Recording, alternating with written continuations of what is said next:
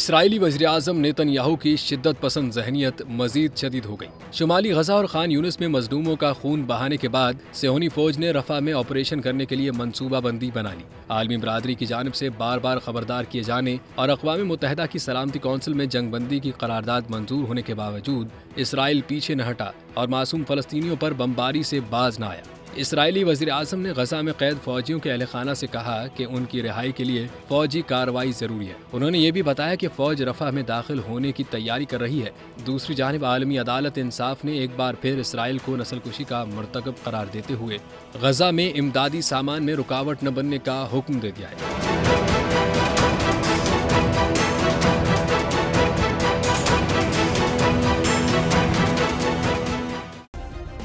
Subscribe करें और bell दबाएं ताकि कोई खबर रह न जाए।